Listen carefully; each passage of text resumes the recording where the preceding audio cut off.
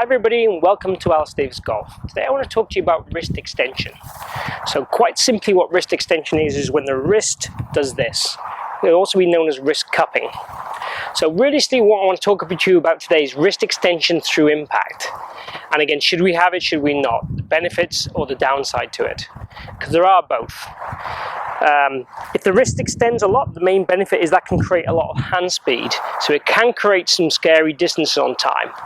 The downside to it, what it'll do, it'll create a lot of curvature on the golf ball, generally right to left, depending on where the timing of this wrist extension is. If we look at most of the elite players in the world, we'll have some that have very little wrist extension, and we'll have some that have more wrist extension, and both play quite successfully. What we might find is, and what my opinion would be, the people with the less wrist extension would be a little bit more consistent and have a straighter ball flight. It doesn't always mean they'll be better players, but they might well hit the ball on a more consistent flight. So for me, from a tournament golfer point of view, I would definitely want to see the wrist in a very kind of flattish position. You might have a marginal amount of extension on your wrist, but it's not a lot.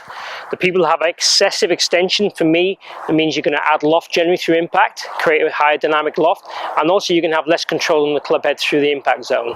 So you can hit a lot of kind of high hooky shots with very little control. So just showing you that from face on again. So a lot of wrist extension would kind of look like this. Marginal wrist extension would look like that. So in an ideal world, I'd want to see minimal wrist extension to get more control in the club face. Now, people who have less wrist extension are obviously going to have to move their body more so than people with wrist extension, okay?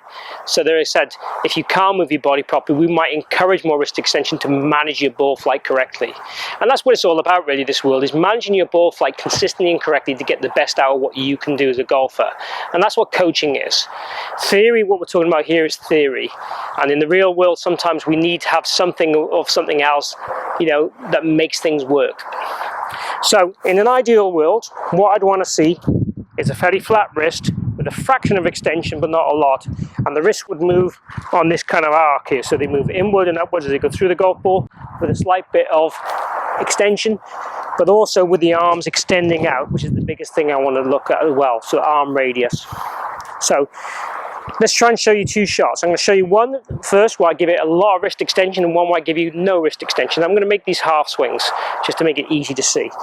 So the first one, I'm going to try and extend my wrists a lot. Okay, and I hit that pretty well.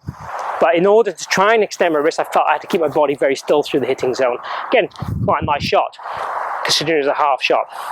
Now on this one, what I'm going to try and do is try and keep my wrist in a much flatter position. Bear in mind, when it is flat, it is still going to be rotating, otherwise you'll end up hitting block shots to the right, which is why I hear some people on YouTube talking about why you need wrist extension. Without wrist extension, they say they'll hit the ball to the right, you'll push shots. But if the arms are rotating correctly, you can still hit it straight. And the flat wrist will give you ultimate control on the club face. So, hard to do, which is why we'll settle with some extension. So on this one, I'm going to try and keep my wrist very flat, okay?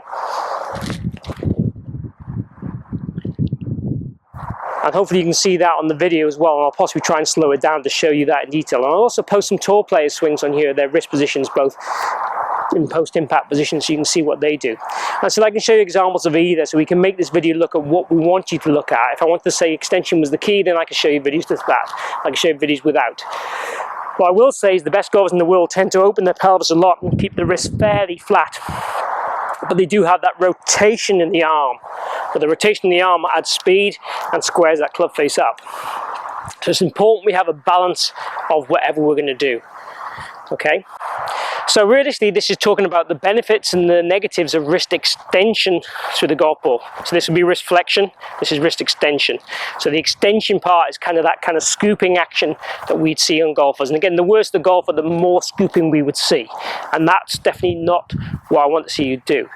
But as I said to you earlier, if we have some extension, it creates quite a lot of hand speed and club head speed through the golf ball.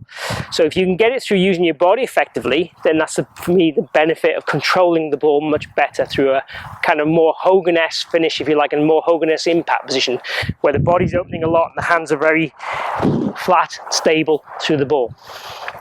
If you can't do it the right way, then a little bit of extension might well help you gain some distance and help you move the ball more right to left or stop that fade or slice you might have.